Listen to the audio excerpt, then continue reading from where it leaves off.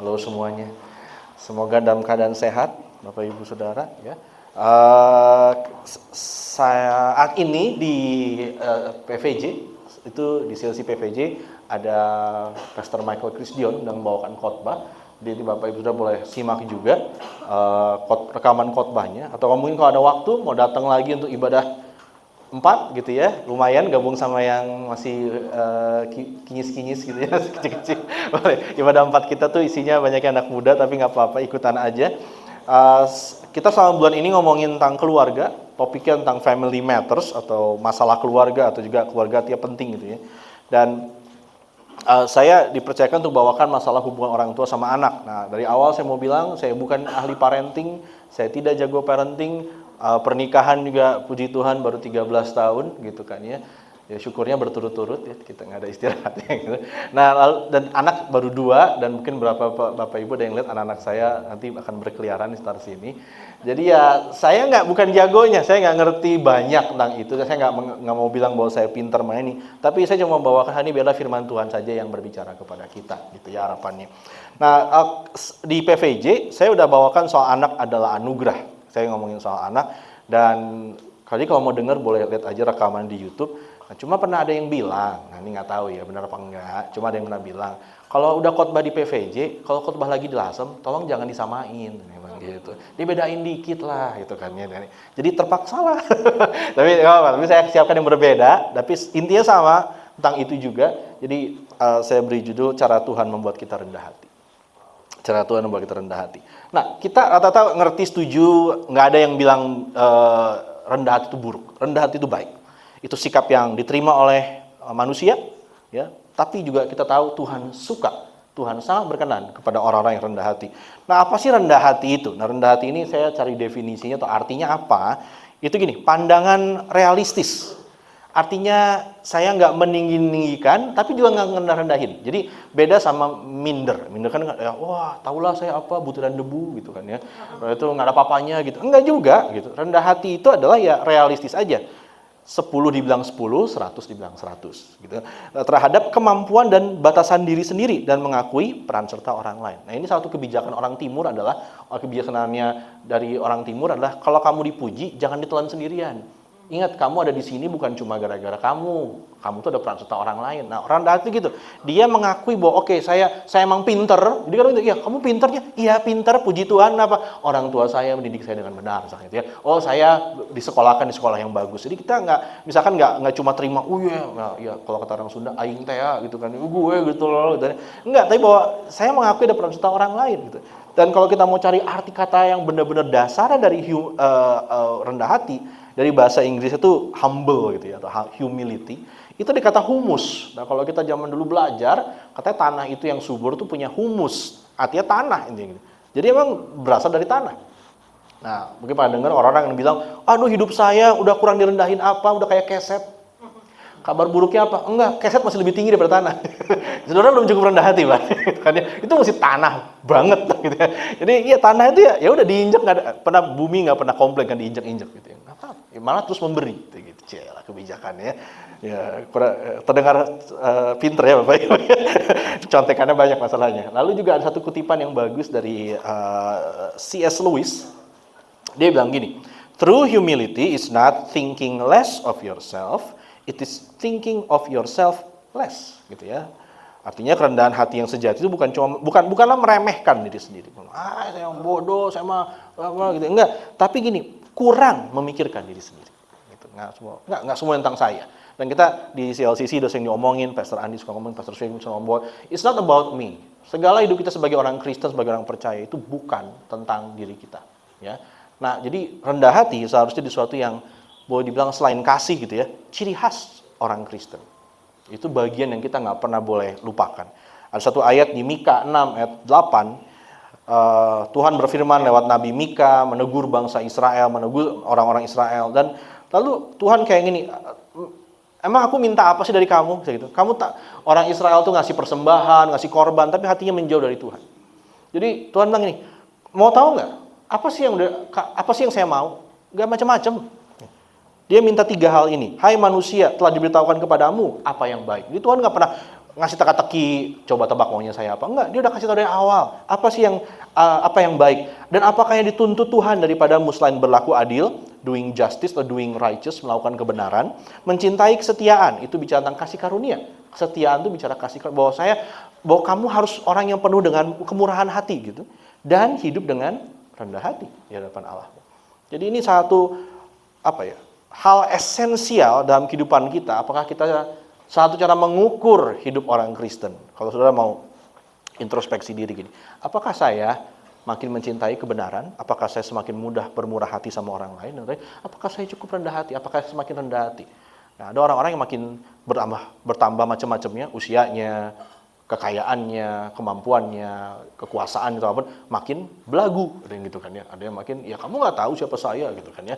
Nah, ada yang begitu. Tapi ada juga yang pengennya kan, dan itu orang Indonesia tahu, ilmu padi, makin berisi, makin nunduk gitu. Jadi ini bagian yang sudah jadi selayaknya bagian sehari-harinya kita.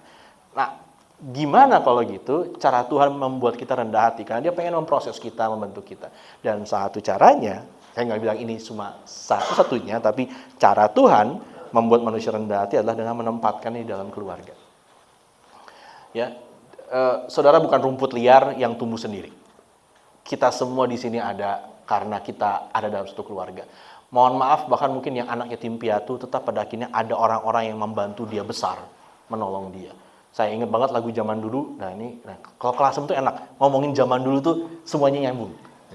Ke-CLC itu ngomongin zaman dulu tuh banyak yang nggak nyambung. Gitu.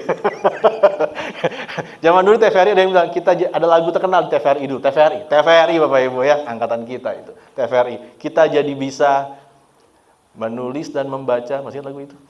Karena siapa? Gitu kan. Ya, karena guru tuh. Iya, kalau lagu itu simple, mungkin nggak enak bagi telinga anak-anak zaman sekarang. Cuma saya kalau dengar lagu itu ya, bahwa saya bisa ingat saya detik ini karena ada peran serta orang-orang lain. Kita semua ada di sini karena peran serta satunya adalah yang penting adalah keluarga kita. Kita nggak bisa besar sendiri, gede sendiri, makan sendiri, semuanya. Semua hal-hal mendasar yang kita tahu hari ini, yang kita anggap remeh, itu semua dari keluarga yang mengajarkannya. Keluarga yang memberikannya kepada kita. Dan itu saya mengajar kita bahwa gini, saya nggak bisa sendirian emang.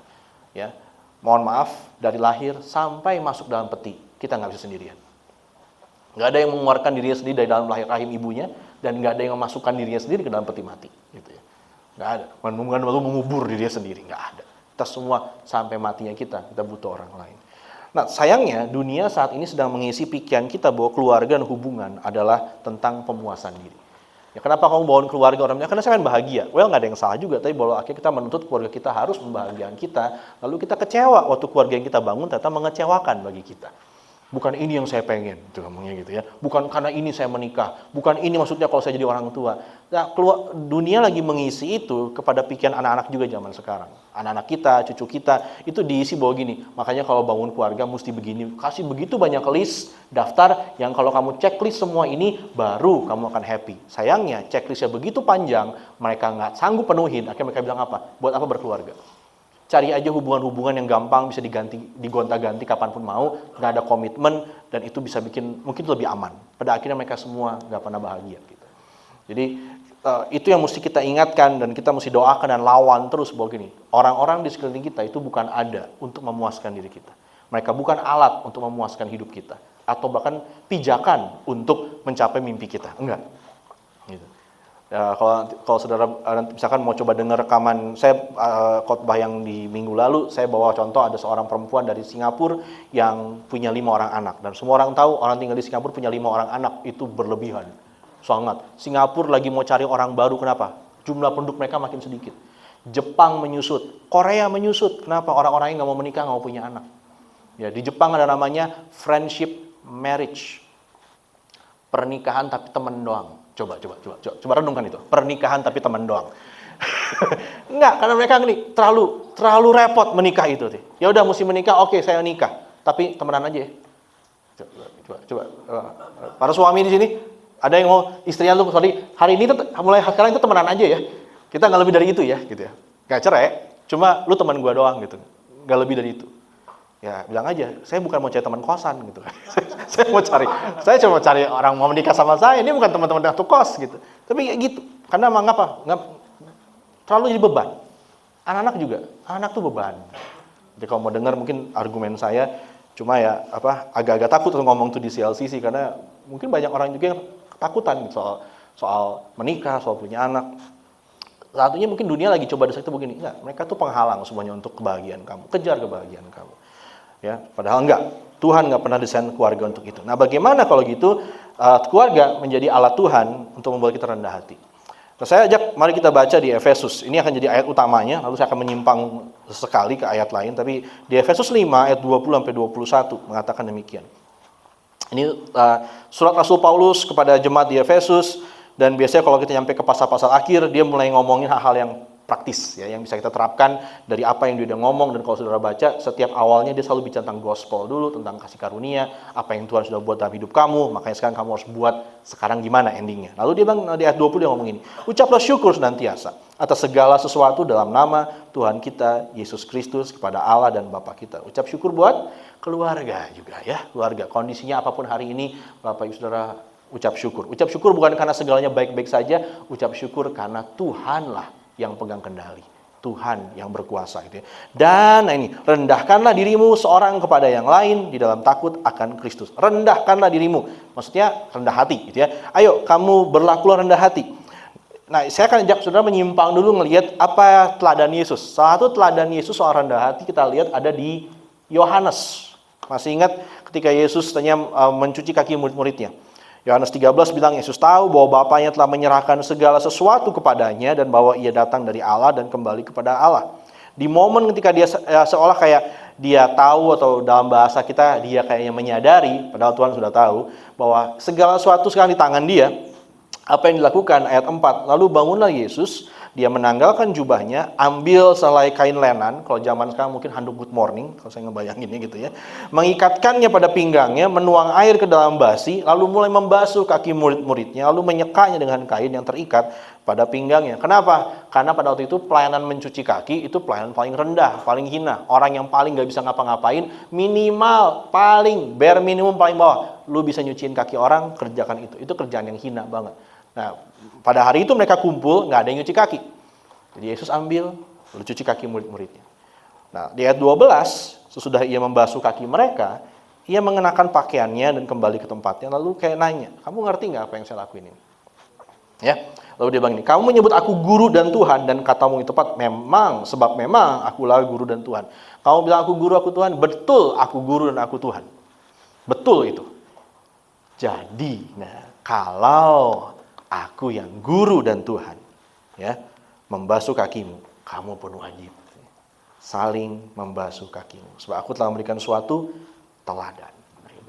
Kalau Tuhan yang memang paling besar, luar biasa, mau melayani manusia yang penuh dosa, maka selayaknya manusia yang juga penuh dosa ini mau melayani satu dengan yang lain. Nah itu, ya, teladannya itu aja, sederhananya. Kalau Tuhan aja ngelakuin, siapa kita nggak melakukannya?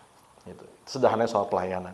Jadi kalau gitu, ketika tadi dia Efesus bilang rendahkanlah dirimu satu dengan lain. Paulus mau ngomong apa? Ingat apa yang Tuhan kita pernah lakuin gitu. Serendah apa dia udah pernah melayani kita, kamu pun harus melakukannya. Tidak, keluarga jadinya adalah tempat di mana kita bisa belajar menjadi rendah hati. Lewat apa? Saling melayani gitu. Oh iya, benar. Mih makan, masak gitu ya, kayak gitu kah? Nggak gitu juga sih, walaupun emang puji Tuhan kalau kita punya anggota keluarga yang kerja keras, yang mau masak, nyuciin dan lain-lain, ya puji Tuhan. Tapi ini yang bisa kita lakukan, kita melayani dengan memberikan apa yang menjadi kebutuhan setiap orang dalam keluarga. Apa kebutuhan setiap orang dalam keluarga kita? Siapapun mereka, adalah kasih dan hormat. Nah, itu ya, kasih dan hormat.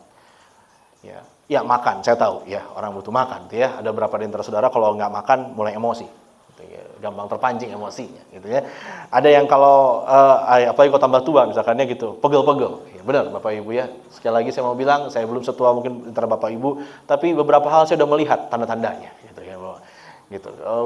Bangun pagi itu pernah masa bangun pagi bukannya seger tapi malah sakit-sakit. Nah, ya kalau ada yang merasa seperti itu saya merasakannya gitu ya. Ini kok bangun pagi kok kaki kok ada sakit jadinya ya. Ini tanda-tanda penuaan berarti gitu ya. Nah, ini kok bangun kok kayak capek gitu. Itu biasanya umur 40 ke atas sudah mulai merasakannya. Ya benar, kita semua butuh banyak hal, banyak. Tapi ini yang paling penting menurut saya. Dan Alkitab menyatakan itu bahwa yang paling penting, satu yang mendasar banget adalah kasih dan hormat. Yuk kita lihat sekarang. Nah, saya tadi mau bicara soal orang tua sama anak aja, cuma karena mumpung ayatnya lagi di sini, ya udahlah ya, kita lewati saja. Ayat 22. Hai istri, tunduklah kepada suamimu seperti kepada Tuhan. Nah, itu saya sampai hal situ aja. Lalu di bagian bawahnya tanya ya, ayat 25. Jadi ini ayat buat para istri ya. Nah, syaratnya gini Bapak Ibu, yang boleh baca ini dan mengungkit ayat ini cuma istri.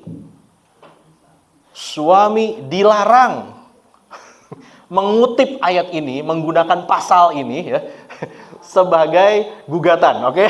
Ini hai istri kan, ini kepada istri ngomongnya gitu ya. Jadi tolong ya, para suami jangan tuh ya, situ.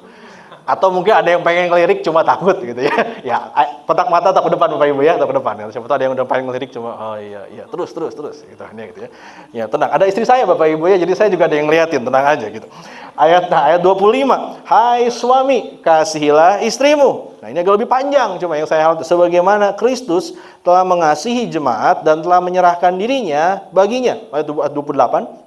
Demikian juga suami harus mengasihi istrinya sama seperti tubuhnya sendiri. Siapa yang mengasihi istrinya, mengasihi dirinya sendiri. Lalu di bawahnya lagi di ayat 33, Rasul Paulus seperti dia ngomong panjang lebar, kasih penjelasan. Lalu di bawah dia tutup lagi dengan kesimpulan. Bagaimanapun juga bagi kamu masing-masing berlaku, kasihilah istrimu seperti dirimu sendiri, dan istri hendaklah menghormati suaminya. Nah, jadi kalau sederhanakan gini, laki-laki itu butuh hormat, itu yang paling dasar.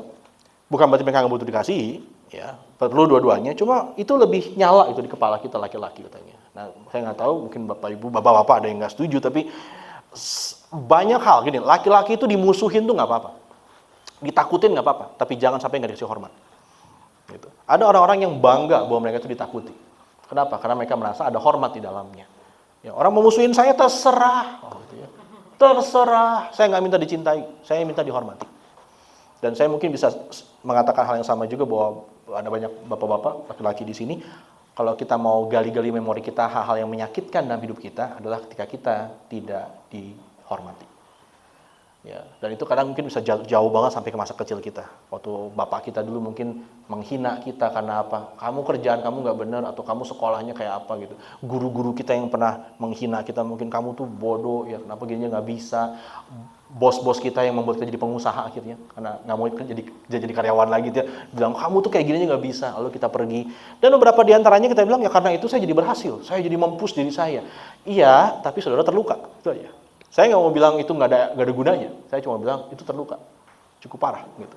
Ya, momen-momen kita nggak merasa di respect. Nah, apa juga, mohon maaf juga nih para bapak, kenapa bapak mau menikah dengan yang lagi barang ini? Sekali lagi, kontak mata ke sini, oke? Jangan nengok kemana-mana, kontak mata ke sini aja ya, saya aja gitu ya. Kenapa? Karena mungkin dulu, moga-moga sekarang masih. Dia respect banget sama bapak ibu saudara, bapak gitu ya. Respect. Kita ngomong apa dia,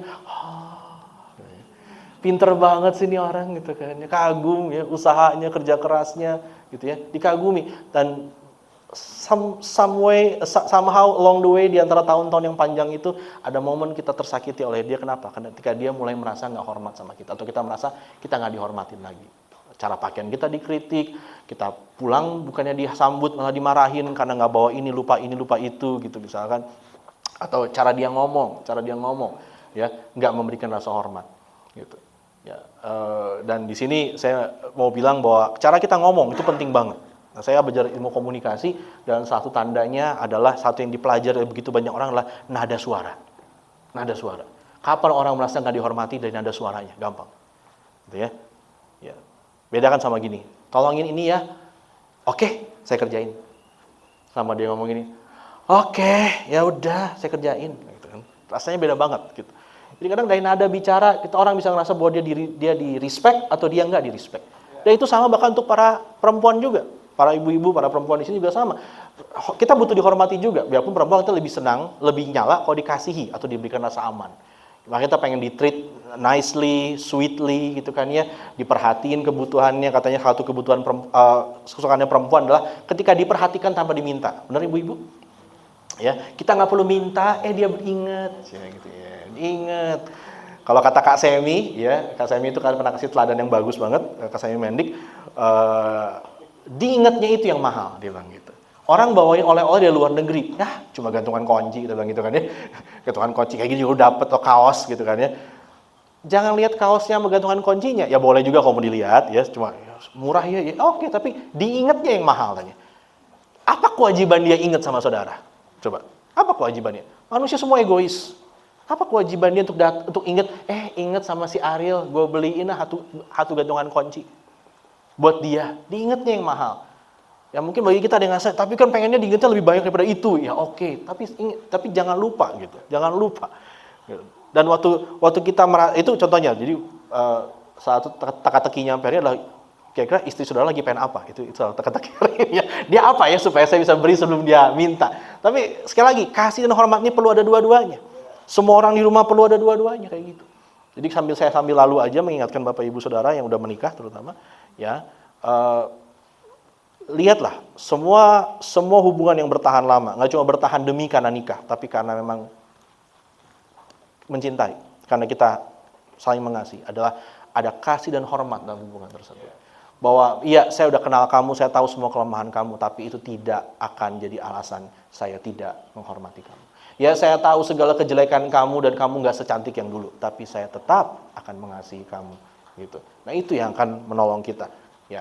Dan jangan ambil dari saya baru 13 tahun menikah, ambil dari kitab suci, dari firman Tuhan, gitu ya. Dan lalu nah ini mungkin yang sebenarnya sempat jadi highlightnya adalah gini, soal hubungan anak sama orang tua. Nah, gimana anak sama orang tua? Sama juga, kasih dan hormat. Pasal 6, Efesus 6 ayat 1-4. Hai anak-anak, taatilah orang tuamu di dalam Tuhan, karena haruslah demikian. Hormatilah ayahmu dan ibumu. Nah, Paulus merujuk kemana ini? 10 perintah. Ya, kalau Bapak Ibu 10 perintah yang ada buka di Keluaran 20 gitu ya. Itu ada tuh, Tuhan kasih 10 perintah kepada bangsa Israel, masih banyak perintah lain, cuma itu 10 perintah yang penting, dan ada dalamnya hormatilah ayahmu dan ibumu. Ini adalah suatu perintah yang penting, seperti yang nyata dari janji ini, supaya kamu berbahagia dan panjang umurmu di bumi. Jadi ada semacam lucu, di antara 10 perintah itu Bapak Ibu kalau sudah baca, cuma itu yang ada janjinya. Yang lain tuh Tuhan bilang, jangan gini, jangan gitu, jangan gini, jangan gitu, jangan gini, jangan gitu, tak muncul di tengah-tengah. Pas di tengah-tengah. Ada yang bilang itu perintah ke-6. Enggak, menurut versi orang Yahudi itu perintah ke-5 sebenarnya. Ke-5. Jadi setengah tuh untuk Tuhan, 5, setengah lagi 5 tuh untuk sesama. Loh, tapi yang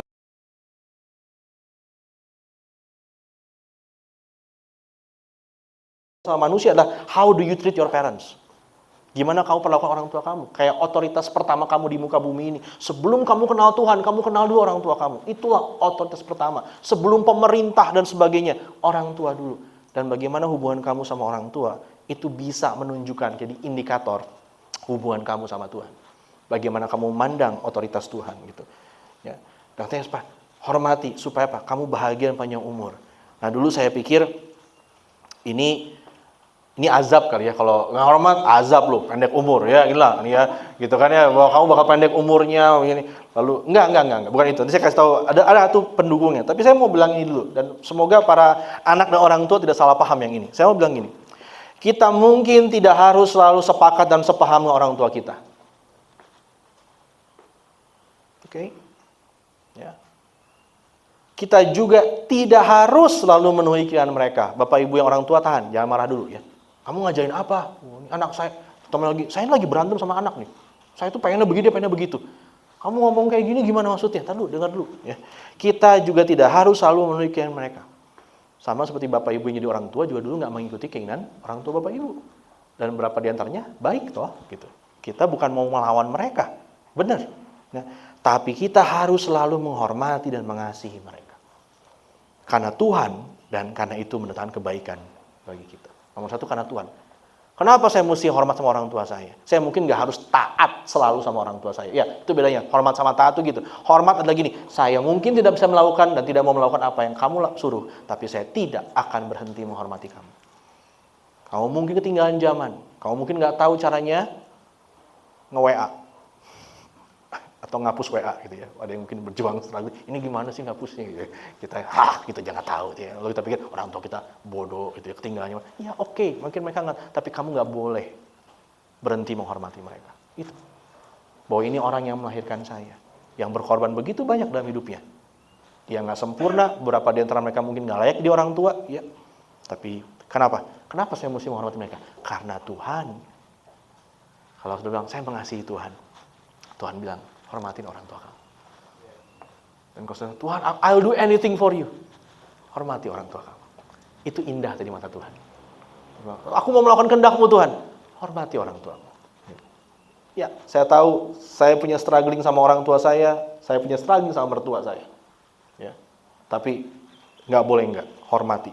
Nah, ada satu penelitian Bapak Ibu di Amerika Serikat, bertahun-tahun yang lalu, emang udah lama ini. Tapi ini satunya yang lalu mendorong pemahaman soal betapa berbahayanya kalau nggak punya ayah. Dan mungkin untuk Joshua Iwan ngomong kemari juga ngomong yang sama gitu ya. Tapi ini satunya bahwa saya lupa tahun berapa ini, tahun 19 berapa puluh gitu, Johns Hopkins di sekolah kedokteran, dua dokter ini, Dr. Thomas dan Dr. Dwazunski, itu dia mempelajari para mahasiswa kedokteran. Kenapa mereka banyak yang stres? Ya, dokter jadi dokter stres, Bapak Ibu Saudara ya. Ya, terutama kalau dibully, gitu ya. Nah, mereka ingin mengetahui faktor penyebab 5 penyakit berikut, karena dokter banyak punya penyakit 5 ini dari dulu. Hipertensi, jantung koroner, tumor ganas, penyakit jiwa, dan bunuh diri. Ya. Kenapa? 1.337 dokter diteliti, dan dari kelima penyakit tersebut hanya ada satu faktor yang sama-sama dimiliki oleh para lulusan ini, yaitu kurangnya kedekatan dengan orang tua, terutama dengan ayahnya. Nah, tolong jangan salah tangkap ya. Tuh, lu tumor gara-gara nggak ada kesama orang tua. Tolong jangan tuh menghakimi, please, oke ya. Jangan begitu. Kamu tuh kenapa sih darah tinggi itu? Kamu tuh, bapakmu tuh dulu ada masalah apa sama kamu? Jangan dihakimi, nggak. Tapi ini satu faktornya. Iya, ada yang bawaan, ada yang masalah makan. Iya, saya tahu. Saya bersiap-siap menghadapi itu juga. Tapi bahwa itu satu faktornya. Dan kalau ini benar, maka firman Tuhan benar bilang apa? Supaya panjang umurmu, katanya. Ya, umur di tangan Tuhan sekali lagi. Tapi ingat bahwa kalau sudah oke, aku mau hidup selama mungkin aku bisa untuk Tuhan, untuk keluarga dan sebagainya. Aku mungkin perlu pikirkan hubunganku dengan orang tuaku, kalau mereka masih ada. Pak, kalau udah nggak ada gimana? Ampuni mereka. Jangan dendam lagi sama mereka yang udah nggak ada. Ya, mungkin ya. Tapi gimana minta maaf ya? Nggak usah. Ya, udah happy orangnya ya, mungkin. Jadi tenang. Nanti kalau ketemu lagi bisalah kita mau ngobrol lagi. Tapi saat ini gimana? Ya, hapus dendam, hapus sakit hati. Ya, bawa kepada Tuhan. Jangan turunin ke anak-anak atau ke cucu. Gitu ya. Tapi bahwa saya mau ajar mereka bahwa supaya untuk hormat sama orang tua, punya hubungan baik sama orang tua. Gitu. Itu akan menolong banget. Nah, para orang tua di sini yang mungkin lagi ribut sama anak-anaknya, ya, lagi nggak nyaman kayak gitu. Ya, mungkin ini agak berat kalau saya minta, ulurkan tangan duluan. Papa mama mau berdamai sama kamu, kami mau baik sama kamu. Kenapa? Karena bahkan kami pengen yang terbaik buat kamu, dan kami pengen taat sama Tuhan gitu ya. Nah, yang terakhir, dan kamu bawa bapak, tanya, janganlah bangkitkan amarah di dalam hati anak-anakmu, tapi didiklah mereka di dalam ajaran dan nasihat Tuhan. Nah, ada yang bilang kenapa nggak ibu-ibu? Hubungan sama ibu itu udah wajar banget. Nah, bahwa bapak ini yang kadang perlu ditarik untuk ikutan ngurus anak. Nah, zaman sekarang ada yang bilang bahwa bapak ke kantor, ibu ngurus anak. Itu kenapa? Karena tuntutan zaman. Tapi harusnya nggak kayak gitu. Zaman dulu tuh anak tuh diurus bareng-bareng, Bapak Ibu, percayalah. Ya, zaman dulu diurus bareng-bareng, tanggung jawab bareng-bareng. Kita udah hidup terlalu lama, perkembangan zaman begitu pesat, kita ditarik sana kemari. Dunia ini nggak mengajak kita makin dekat sama Tuhan, percayalah. Ya, dunia pengen nge-stretch kita, narik kita, mencerai-beraikan kita ke segala arah. Kembali. Nah, saya struggling untuk ngajar anak saya juga, dan iya itu berat, emosi gampang naik, gitu kan ya. Tapi saya juga berharap Tuhan tolong, saya bergantung sama anugerah Tuhan. Ya, didiklah mereka dalam ajaran nasihat Tuhan. Bapak Ibu yang juga udah berumur nih, katanya ada kecenderungan kadang-kadang orang tua makin tua, ada aja yang masih suka pengen narik anak-anaknya ke dia. Kayak nggak rela gitu ngasih mereka tuh dewasa bertumbuh, seolah kayak nggak ngebutuhin kita. Gitu. Nah, saya nggak tahu, saya belum nyampe titik feeling itu, tapi ada yang bilang biarkan anak dewasa. Tujuan kita justru adalah mendidik mereka. Dari yang saya baca di tafsirannya, tujuan orang tua adalah mendidik anak-anak supaya kelak mereka nggak tergantung lagi sama kita. Tapi mereka nggak boleh nggak tergantung sama Tuhan, tapi mereka boleh banget nggak tergantung sama kita. Nah, kadang-kadang ada orang tua yang tetap pengen narik anak-anaknya ke sisi dia, mungkin karena kesepian, mungkin karena ketakutan. Tapi firman Tuhan gini, didiklah mereka supaya mereka besar dan mereka bisa bergantung sama Tuhan, bukan sama kita.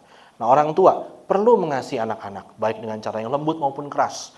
Nah di sini mungkin ada yang bilang, wah boleh keras dong. Oke, saya sekali lagi bukan ahli parenting, cuma Alkitab bilang masih boleh. Kita harus pakai cara didikan yang keras kadang-kadang. Cinta itu lembut dan juga keras di saat yang sama, sambil mengingat melakukannya dalam kebenaran firman Tuhan. Nah saya ngomong soal anak, saya mau kutip perkataannya Gibran. Bukan Gibran yang itu Bapak Ibu ya. Ya, udah mulai tegang ya. Dia mau bahas politik. Tenang ya itu ya. Gibran yang ini Bapak Ibu ya. Khalil Gibran, dia punya puisi yang menarik, saya ketemu ya. Dia bilang ngomong gini. Dia itu pengarang sastra gitu. Anakmu bukanlah anakmu katanya. Merekalah putra-putri kehidupan yang rindu pada dirinya sendiri. Mereka terlahir lewat dirimu, tapi tidak berasal dari dirimu. Dan meskipun mereka bersamamu, mereka bukan milikmu. Kau boleh memberi mereka cintamu, tapi bukan pikiranmu, sebab mereka memiliki pikiran sendiri. Oh, amin, semua bilang gitu ya. Kau bisa memelihara tubuh mereka, tapi bukan jiwa mereka, sebab jiwa mereka tinggal di rumah masa depan yang tak akan bisa kau datangi, bahkan dalam mimpimu. Kau boleh berusaha menjadi seperti mereka, tapi jangan menjadikan mereka seperti kamu, sebab kehidupan tidak bergerak mundur dan tidak tinggal bersama hari kemarin. Kau adalah busur yang meluncurkan anak-anakmu sebagai panah hidup. Pemanah mengetahui sasaran di jalan yang tidak terhingga, dan ia melengkungkanmu sekuat tenaganya agar anak panah melesat cepat dan jauh. Bapak Ibu ngerti nih, orang tua ngerti, di stretch kita jadi orang tua tuh kan, dilengkungin, kita tuh di bend banget, aduh kayaknya. Biarlah tubuhmu yang melengkung di tangannya merupakan kegembiraan, sebab seperti cintanya, nah ini dia tadi cintanya Tuhan ya, terhadap anak panah yang melesat, ia pun mencintai busur yang kuat. Ini bukan firman Tuhan ya Bapak Ibu ya. Tolong jangan ya, Tuhan berfirman ya. Anakmu bukan ya. Khalil Gibran memang katanya ada agak religius, walaupun agak bingung agamanya apa sampai terakhir juga. Tapi there's some truth in it. Saya pikir ini yang kita bisa pelajari. 3 poin terakhir. Kristus karena kasih dan hormat pada Bapa. Tadi mau rendah hati dan melayani dan mati bagi kita yang berdosa dan memberontak pada Dia. Ingat itu gospel. Itu kabar baik apa? Yesus mati bagi kita, bangkit bagi kita. Mau melayani kita, supaya apa? Supaya kita orang berdosa bisa selamat, gitu ya. Dan orang pemberontak kayak kita beroleh jalan kepada Tuhan. Saat kita dengan rendah hati bergantung pada kasih karunia Tuhan dan membawa anugerahnya dalam hubungan kita dengan keluarga, kita dan keluarga kita semakin diubah serupa Kristus. Gitu ya. Nah, kita semua sudah gagal jadi keluarga. Ya gagal. Ya, banyak orang tua mungkin di sini punya penyesalan ya. Coba aja kita bilang gitu. Kita mungkin anak kita besar, dia agak melengkung ke kiri, melengkung ke kanan, kita pikir salah saya ini dulu ya. Coba dulu kita punya, coba saya lebih banyak, coba saya begini. Ya, nggak ada yang sempurna, nggak ada keluarga yang sempurna. Anak-anak di sini ada yang bilang saya anak yang gagal, saya udah ngecewain orang tua saya nggak jadi seperti yang mereka harapkan. Ya. Tapi ini karya Kristus tidak gagal menyelamatkan dan menjadikan kita keluarganya. Sehingga kita dimampukan untuk apa? Saling mengasihi dan saling menghormati sebagai keluarga. So kalau saudara hari ini bawa masalah keluarga saudara kepada Tuhan, saat kita lagi merenung sebentar, saat kita bawa jeritan hati kita, Tuhan tolong keluarga aku ya. Aku bukan orang tua yang sempurna. Tuhan tolong anak-anakku. Tuhan tolong aku bukan suami yang sempurna. Aku udah gagal jadi suami. Ya. Dan mungkin ada aku istri yang gagal mengasihi, menghormati suamiku. Aku anak yang gagal memenuhi harapan orang tuaku. Tuhan bawa semuanya pada Tuhan. Bawa. Tapi ini kabar baik ya. Tuhan belum selesai sama kita semua, sama keluarga kita. Tuhan ada bersama dengan kita dan Dia pasti menjadikan kita semakin serupa dengan Dia. Nah, ayo kita saling rendah hati selagi waktu yang masih ada diberi untuk kita. Saling rendah hati, mau mengasihi dan menghormati semua orang, kecil besar tua muda dalam keluarga kita. Mungkin dia pernah menyakiti kita, tapi kita ingat Tuhan, aku pun menyakiti engkau. Tapi engkau begitu baik mau mengasihi aku. Kasih yang kau beri, biarlah itu mengalir lewat diriku. Terima kasih Tuhan.